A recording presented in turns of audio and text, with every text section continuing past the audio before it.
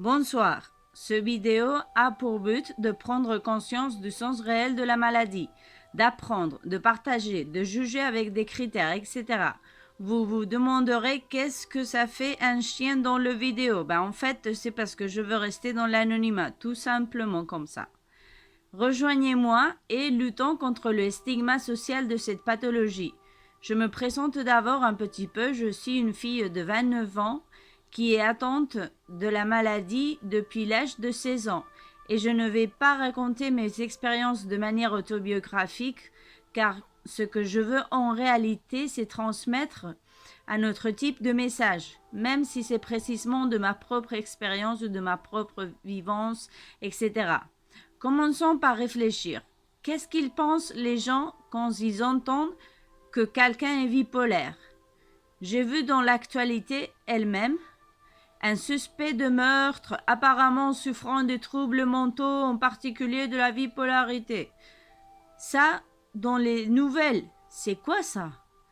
J'ai vu dans ces séries policières aussi, suspects avec cette maladie, qu'ils avaient agi de manière irréelle lors des interrogatoires. Est-ce qu'on peut permettre cela? Une personne atteinte de cette maladie n'est pas agressive, sauf si sa personnalité l'est. Donc, du coup, c'est pas alors le problème de la maladie, c'est la personnalité. En plus, si dans les propres nouvelles, c'est pas une série policière, c'est les nouvelles. En fait, les gens pensent que une personne avec bipolarité est prédisposée à faire un meurtre. Bah, bah, c'est incroyable ça, c'est inacceptable.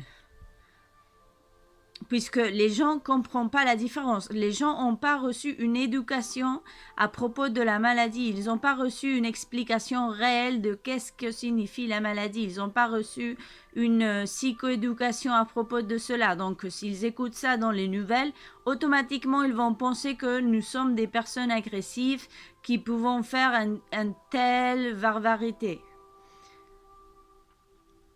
95% des personnes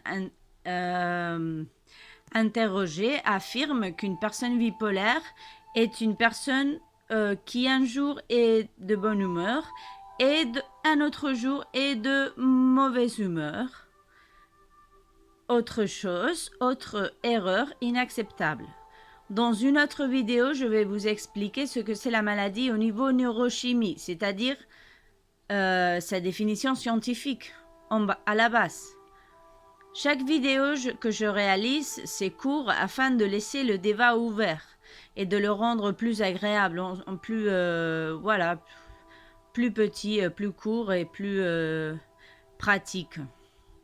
Content de connaître vos opinions si vous êtes intéressé. Merci beaucoup, au revoir.